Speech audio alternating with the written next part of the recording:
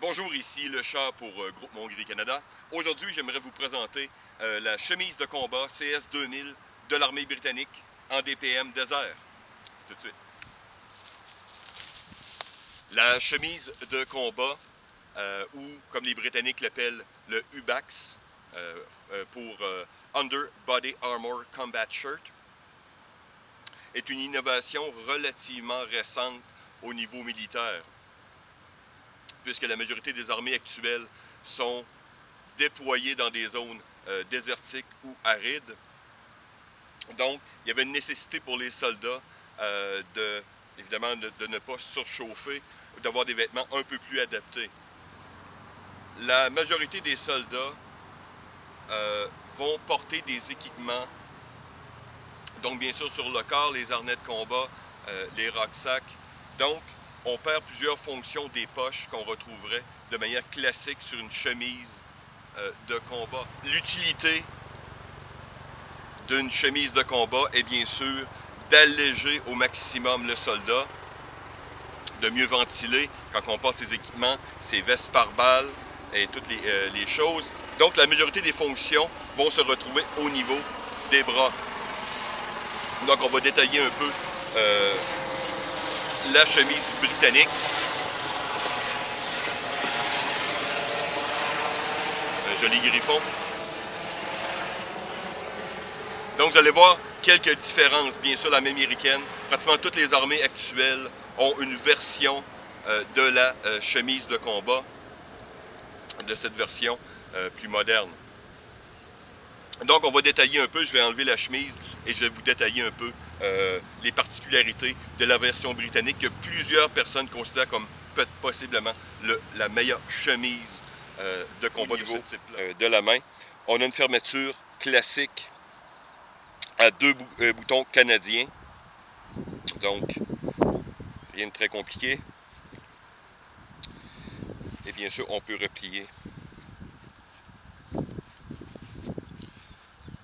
si besoin est pour ventiler l'intérieur. Donc, si on remonte lentement vers le col, donc vous avez bien sûr la fermeture au niveau du poignet. Particularité de la chemise de combat, vous avez des renforcements au niveau de l'avant-bras, du coude et de l'épaule.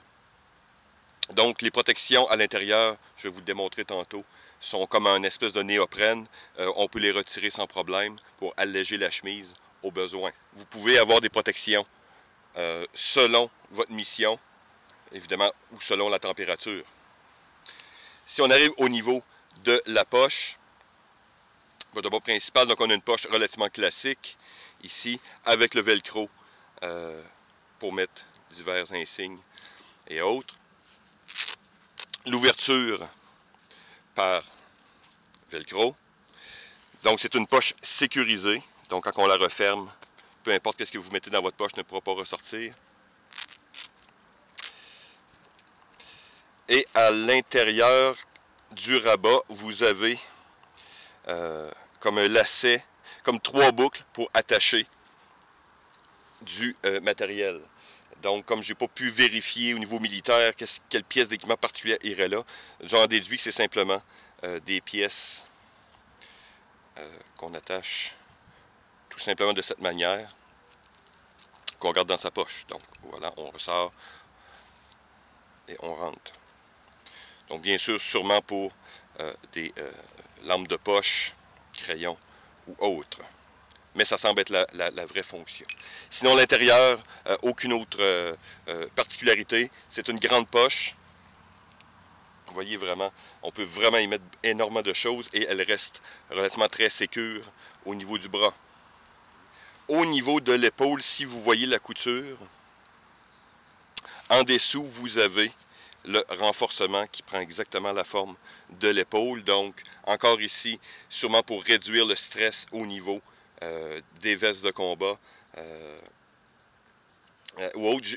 Le néoprène qui est à l'intérieur semble avoir, selon l'endroit que vous le mettez sur le bras ou ailleurs, semble avoir une différence d'épaisseur. Donc, je n'ai pas calculé exactement, mais il semble avoir une légère différence. Mais je peux vous dire qu'elle ne nuit absolument pas à la mobilité de la manière qu'ils ont fait leur protection, comme il est en 2 morceaux. Donc quand on plie, ou même quand on retrousse la manche, il n'y a vraiment pas d'entrave. Donc ils ont quand même très bien conçu ces types de protection. Je l'ai essayé avec divers pack-sac, petits, moyens, gros, et effectivement, c'est plaisant de quand même de réduire un peu le stress sur ses épaules. Ce qui est évidemment le but. Les vêtements civils ou militaires étant un outil, donc il faut que le but qu'on recherche soit atteint. Dans ce cas-ci, je pense qu'ils l'ont quand même très bien accompli. Et au niveau du col, vous avez un col classique, un corps, donc fermeture, tout simplement. Le col est doublé de leur tissu qui ressemble vraiment du Cool Max.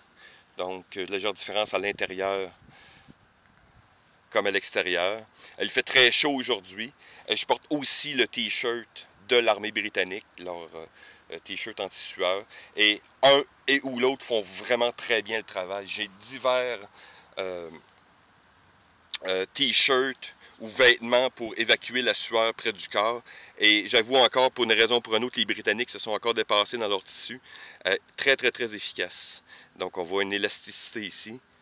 Donc, est relativement très solide. Donc, quand même assez impressionnant. Donc voilà, c'est des petits détails encore là. Vous voyez à l'intérieur du col, on a le Cool Max. Mettez-vous d'un point de vue de militaire aussi, ceux qui ont fait du service ou ailleurs, vous savez à quel point quand on porte nos vestes, foulards ou autres, comment que ça frotte ici. Donc, encore là, petit détail très, très, très intéressant. Peut-être juste noter, le Cool Max se rend sous les bras. Donc, encore le détail, il n'y a aucune fermeture éclair, donc rien, pas de couture. Donc, encore là, bonne ventilation, tout en demeurant protection sûrement des insectes et autre chose. Voilà. Ici, j'ai retourné la veste pour vous montrer l'intérieur et surtout comment qu'on peut modifier, ajouter, enlever les différents renforcements. Donc, voici l'intérieur du col. Vous voyez, c'est renforcé. Donc, on va commencer au niveau de l'épaule. Tout simplement, vous avez une ouverture. On voit bien à la caméra. Et simplement, vous avez un rabat. Et vous avez à l'intérieur le tissu qui me semble du néoprène classique. Découpé bien sûr avec la forme. Donc, il n'y a aucun type de fermeture. C'est simplement le rabat. Donc, c'est une couture supplémentaire qui garde et qui ferme dans les coins. Assez solidement. On voit ici qu'il a été renforcé. Donc, le coin ici. Comme je vous dis, j'ai déjà, ça fait plusieurs jours ou semaines que je travaille avec déjà et j'adore cette chemise de combat, vraiment. Elle est extrêmement bien conçue. Donc voilà à l'intérieur, donc on peut l'enlever, la retirer sans problème. Donc l'intérieur de la poche. Et voilà. Et ici, même système que vous avez, donc la partie haut, donc la version du coude, et ici on pourrait dire de l'avant-bras. Donc même système, à l'intérieur, vous avez simplement un rabat de couture et vous avez votre néoprène que vous pouvez retirer sans problème. C'est pas le plus, comme je vous dis, quand vous l'enlevez, c'est pas un problème de le remettre un peu, ça demande un petit peu de travail, c'est un petit peu, mais c'est rien de très très très grave. C'est juste que c'est pas vous faites pas un changement très rapide, exemple de renforcement ou pas, sur le terrain en plein combat par exemple. Donc on planifie son truc. Et bien sûr à l'avant-bras, même chose. Donc on fait simplement prendre les coins et on referme. Voilà. Sur nos petits détails, j'ai sûrement une photo de plus haute résolution. Mais ceux des fois qui vont regarder le type de tissu utilisé, j'ai pas eu exactement les pourcentages, mais en faisant les tests de brûlage, on voit que ça ressemble énormément à du Nico, genre 50-50, donc les tissus conventionnels qu'on retrouve. Les gens qui ne connaissent plus ou moins vont regarder l'extérieur et vont voir que, évidemment, c'est tissé comme du twill. Mais si on retourne le tissu à l'intérieur, le mode de tissage est comme du ripstop. Donc c'est une version, on pourrait dire, je ne sais pas comment dire, hybride peut-être du ripstop qu'on voit souvent à l'extérieur, mais ici, ne vous détromperez pas, il s'agit d'un tissu de type ripstop. Donc le twill étant plus rigide à l'extérieur, mais si vous avez une déchirure, vous avez quand même le bénéfice d'avoir du ripstop, donc les déchirures vont rester au même endroit, ce qui rend la réparation beaucoup plus facile. Ce qui est la particularité des tissus des CS 2000 et jusqu'à maintenant, les CS95 que vous avez peut-être vu dans d'autres vidéos, peut-être d'autres que je vais faire dans le futur, est un excellent tissu. Les Britanniques font vraiment de la magie avec leur tissu, pour une raison que j'ignore. Mais c'est des tissus twill réguliers et sûrement qu'ils ont, avec le temps, amélioré leur méthode encore. Il fait très chaud aujourd'hui, mais je veux vous montrer que la chemise de combat est pas juste pour des températures, on pourrait dire, désertiques ou arides. Ceux qui ont regardé quelques publications que j'ai faites, j'ai aussi reçu le nouveau veste polaire MTP, qui est le nouveau camouflage de l'armée britannique, ce qui désigne grossièrement la nouvelle génération de leur équipement. Donc ici, vous avez le fleece, la laine polaire, qui est tout à fait compatible. Encore là, on voit à l'arrière la coupe Inuit que j'appelle, que vous retrouvez sur la chemise de combat. Donc, et ici, le t-shirt de l'armée britannique qui vient en 3 couleurs. Voilà, on va être à la mode et in. Chemise de combat.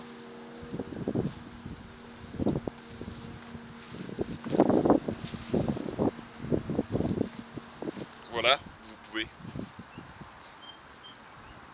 bien sûr refermer votre veste polaire. Et le tout, voilà. Le tout est extrêmement bien adapté, confortable. On voit que c'est des pièces d'équipement qui sont faites pour travailler ensemble. Bien sûr, l'avantage d'avoir un gilet de combat, une chemise de combat, c'est que c'est plus rapide souvent de mettre ses équipements. On est beaucoup plus léger. On a tout ce qu'il faut pour travailler. Si vous êtes un tireur, exemple, souvent couché, vous avez déjà un renforcement au niveau des bras, des avant-bras, vous réduisez votre fatigue pour les chasseurs. Et bien sûr, pour les randonneurs. Donc, vous avez un système très léger, extrêmement agréable à porter, bien long, donc vous n'aurez pas de problème lorsque vous penchez. La chemise de combat, la DPM, je l'ai trouvée évidemment commandée dans une boutique en Angleterre, vous la retrouvez un peu ailleurs, vraiment pour un prix ridicule. Pour cette qualité-là, c'est du vol. Je pense que je l'ai payé 11 €, donc 15-17 $ grossièrement. Bref, si vous fouillez un peu, vous allez en trouver à moins de 20 $ sans problème. Souvent des pièces qui vont avec. Donc, à moins que vous voulez le plus moderne MTP, encore là, je l'ai trouvé à 2-3 endroits à un prix, encore là, très ridicule. Randonneurs, chasseurs, pour avoir du confort et de la fonctionnalité, vraiment, je vous recommande fortement la chemise ou l'UBAC de l'armée britannique dans toutes ses couleurs.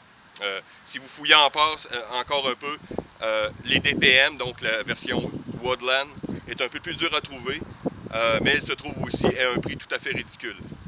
Donc n'hésitez pas si vous voulez faire un petit achat sympathique, même très tard en saison. La chemise de combat britannique, léger, le DPM désertique va très bien si on parle de camouflage urbain, entre autres, et se débrouille un peu, on pourrait dire en mode hivernal, ou même en plusieurs saisons, même en automne, je suis sûr qu'on est capable de travailler un peu plus aussi. Donc voilà, je vais poster les détails en bas du vidéo pour ceux qui aimeraient se procurer cette chemise de combat. Merci de m'avoir écouté, à la prochaine.